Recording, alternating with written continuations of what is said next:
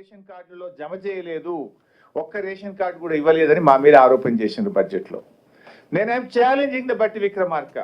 BRS ప్రభుత్వం 6,47,479 ration కార్డులు ఇచ్చింది. కొత్త సభ్యులను కూడా ఇంట్లో కొత్త సభ్యులు పిల్లలు పుట్టినా పెళ్లి చేసుకొని కోడలు వచ్చినా కొత్త సభ్యులను కూడా యాడ్ చేసినాం. 20,69,033 మంది కొత్త సభ్యులను రేషన్ కార్డులో బీఆర్ఎస్ ప్రభుత్వం ఇంక్లూడ్ చేసింది. This a document, official document. కానీ మీరేం చెప్పిన బడ్జెట్ సాక్షిగా ఒక కార్డు ఇయ్యలే, ఒక సభ్యుని కూడా యాడ్ చేయలేదనే అబద్ధాలు. అంటే ఎలక్షన్లలో రాజకీయ ప్రసంగాలు చేసినట్టు బట్టి గారి బడ్జెట్ ప్రసంగం కూడా జరిగింది. పచ్చి అబద్ధాలు, పిచ్చి ఆరోపణలతోని బట్టి గారి ప్రసంగం ఈరోజు కొనసాగింది. అంటే అరచేతిలో వైకుంఠం, ఆద్యాంతం అబద్ధాలు. అరచేతిలో వైకుంఠం చూపించారు, ఆద్యాంతం వారి ప్రసంగం అంతా అబద్ధాలతో కొనసాగింది. 72 పేజీల బట్టి గారి ప్రసంగం గురించి చెప్పాలంటే పోయినసారి 70 పేజీలు ఉండే, ఈసారి 2 పేజీలు పెరిగింది. బడ్జెట్లో 2 పేజీలు పెరిగినాయి తప్ప పేదల సంక్షేమం మాత్రం పెరగలేదు. ప్రజలకు ఇచ్చిన హామీలకు బడ్జెట్లో చోటు లేదు. ఎన్నికల ముందు అబద్ధాలు, అధికారంలో వచ్చిన తర్వాత కూడా ఈరోజు అబద్ధాలే మాట్లాడుతూ వచ్చినారు. అంటే వారి ప్రసంగం అంతా కూడా 72 పేజీల ప్రసంగ సారాంశం అరచేతిలో వైకుంఠం, ఆద్యాంతం అబద్ధం. ఇది బట్టి గారి ప్రసంగం యొక్క సారాంశంగా మనం చెప్పుకోవాల్సినటువంటి అవసరం ఉంది. ఇకపోతే బడ్జెట్లో రాష్ట్ర ప్రజలు ఎంతో ఆశగా ఎదురు చూశారు. ఎందుకంటే వీళ్ళు ఏం చెప్పిండ్రు, ఒకవైపు బట్టి విక్రమార్క సంతకం పెట్టి మరొక వైపు రేవంత్ రెడ్డి సంతకం పెట్టి ప్రజలు నమ్ముతలేరని బాండ్ పేపర్లు పంచారు ఇంటింటికి. చివరికి సోనియా గాంధీతో ప్రజలకు ఉత్తరం రాయించారు. ఈ 6 గ్యారంటీలు 100 రోజుల్లో అమలు చేసే బాధ్యత తల్లిగా నేను తీసుకుంటాను అని సోనియా గాంధీతో ఉత్తరం రాయించారు. బాండ్ పేపర్ మీద 2 సంతకం పెట్టి పంచారు. ప్రజలు ఏమనుకున్నారు, 100 రోజులపై 400 రోజులైంది, సరే మొదటి బడ్జెట్లో పెట్టలేదు, ఈ బడ్జెట్లోనైనా 6 గ్యారంటీలను అమలు చేస్తారేమో, ఇంకా 420 సంగతి తర్వాత ఈ 6 అమలు చేస్తారేమో అని రాష్ట్ర ప్రజలు ఎంతో ఆశగా ఎదురు చూశారు. ఇవాళ మహాలక్ష్మి 2,500 ఇస్తారేమో, బడ్జెట్లో పొందుపరుస్తారేమో అంటే ఆ మహాలక్ష్మి ఊసే లేదు.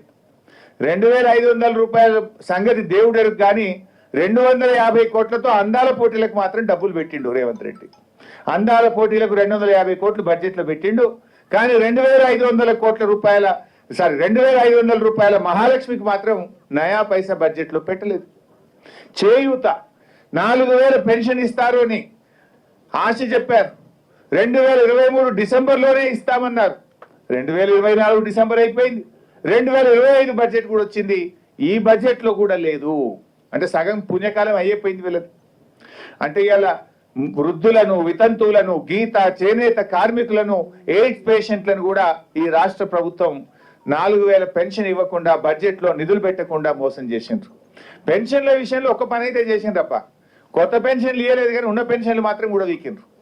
రేవంత్ రెడ్డి గారి 16 నెలల పాలనలో ఈ రాష్ట్రంలో 1,50,000 పెన్షన్లు తగ్గినాయి. 1,50,000 పెన్షన్లు కోత పెట్టింది. వీళ్ళు చెప్పింది 4,000 ఇస్తామని, 4,000 ఇవ్వలేదు కదా. ఉన్న పెన్షన్లలో 1,50,000 మందిని ఏరేసిండ్రు. I'm challenging. తర్వాత పోయిన బడ్జెట్ స్పీచ్లో బట్టి గారు ఏం చెప్పిందంటే 31,000 కోట్లతో రుణమాఫీ చేస్తున్నామని 2024-25 బడ్జెట్లో చెప్పారు. 31,000 కోట్లతో చేస్తామని చెప్పారు. ఈ బడ్జెట్లో చూస్తే మేము 20,000 కోట్లు ఇచ్చేస్తాము అని చెప్పేసారు. అంటే ఇప్పుడు మిగతా వాళ్ళ సంగతి ఏంది? ఫర్ ఎగ్జాంపుల్ నా ఒక్క నియోజకవర్గంలోనే రుణమాఫీ అయినోళ్ళు 20,000, సిద్దిపేట నియోజకవర్గంలో రుణమాఫీ కాని రైతులు 22,000, అయినోళ్ళు తక్కువ, రుణమాఫీ కానోళ్ళు ఎక్కువ. కానీ బడ్జెట్ ప్రసంగంలో ఏం చెప్పిండు, ఇక రుణమాఫీ అయిపోయింది అన్నట్టు చెప్తున్నారు. మరి మిగతా వాళ్ళకి ఇస్తారా? ఎప్పుడు ఇస్తారు? రేవంత్ రెడ్డి గారు 2 లక్షల మీద ఉన్న వాళ్ళు కట్టండి, ఉరకండి, బ్యాంకులో పోయి కట్టండి, మీరు ఎవరైతే 2 లక్షల మీద ఉన్నది కడతారో మీకు కూడా రుణమాఫీ చేస్తా అని రేవంత్ రెడ్డి చెప్పిండు. మరి ఆయన మాట ముఖ్యమంత్రిని నమ్మి కడితే ఇవాళ వరకు 2 లక్షల మీద ఉన్న వాళ్ళకైతే లేదు, 2 లక్షల లోపు ఉన్న వాళ్ళకైతే లేదు. ఇవాళ 2 లక్షల లోపు రుణమాఫీ అయిందని బట్టి గారి ప్రసంగంలో చెప్పారు. ఒక నా నియోజకవర్గంలో 2 లక్షల లోపు ఉన్న 10,150 మందికి ఇప్పటిదాకా రుణమాఫీ కాలేదు. 2 లక్షల లోపు 10,150 మంది ఉన్నారు. అంటే మరి నువ్వు 2 లక్షల లోపు అయిపోయింది అనేది పిచ్చి అబద్ధం కదా. 2 లక్షల లోపు రుణమాఫీ అయిందన్నావు కదా బట్టి, పోదామా మదిరకు? ఎప్పుడు పోదాని చెప్పు, పోయి అడుగుదాంపా రుణమాఫీ మొత్తం అయిందా, ఏ ఊరికి పోదావో నీ నియోజకవర్గంలో చెప్పు. లేదు నా నియోజకవర్గానికి వస్తా అంటే సాధారణంగా నేను ఆహ్వానిస్తా. రుణమాఫీ అయిపోయింది 2 లక్షల లోపు అని చెప్పినావు, కాలేదు. ఇది ప్రజల్ని రైతుల్ని మోసం చేస్తున్నావు నువ్వు. అది కూడా లేదు. అంటే 2,500 మహాలక్ష్మి లేదు, 4,000 పెన్షన్ లేదు, రుణమాఫీకి కేటాయింపులు లేవు, తులం బంగారంకు కేటాయింపులు లేవు, నిరుద్యోగ భృతికి కేటాయింపులు లేవు. అంతా బోగస్. పోయినసారి బడ్జెట్లో 2024-25లో ఆన్ గోయింగ్ ప్రాజెక్ట్స్ ఈ సంవత్సరంలో 6 పెండింగ్ ప్రాజెక్టులు పూర్తి చేసి నీళ్లు అందిస్తామని 24-25లో చెప్పిండ్రు.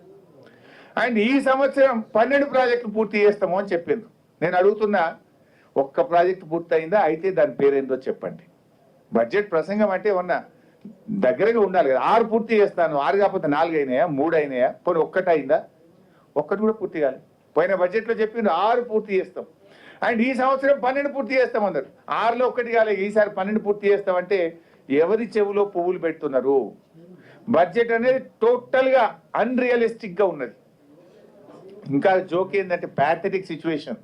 ఆ బడ్జెట్ ప్రసంగాన్ని తయారు చేసిన మంత్రివర్గం కావచ్చు, అధికారులు కావచ్చు, నాకు సిగ్గుచేటిది అసలు. మక్కి సేమ్ టు సేమ్. ఉదాహరణకు రీజనల్ రింగ్ రోడ్డు ఒకసారి ఎంత ఉండే, page number 61. Regional ring road కూడా మీరు చూస్తే అందులో 61 చూడరు ఉంటుంది చూడు. రీజనల్ రింగ్ రోడ్లో పేజ్ 61 ఈ సంవత్సరం ఈ ప్రాజెక్టులో ఉత్తర భాగ భూ సేకరణ ప్రక్రియ ఇప్పటికే ప్రారంభమైంది, దక్షిణ భాగానికి డిపిఆర్ తయారు చేస్తున్నాము అని చెప్పిండ్రు. ఈ ఇయర్ లాస్ట్ ఇయర్ కూడా సేమ్ అదే విషయాన్ని 24-25లో కూడా ఉత్తర భాగానికి భూసేకరణ ప్రక్రియ ప్రారంభమైంది, దక్షిణ భాగానికి డిపిఆర్ చేస్తున్నాము అని చెప్పిండ్రు. అంటే ఇక అసలు చెప్పడానికి కొద్దిగా సిగ్గాన్ని ఉండాలి కదా. భూసేకరణ అవుతుంది అని పోయిన బడ్జెట్లో చెప్పినావు, దానికి పైసలు పెట్టిన 1,500 కోట్లు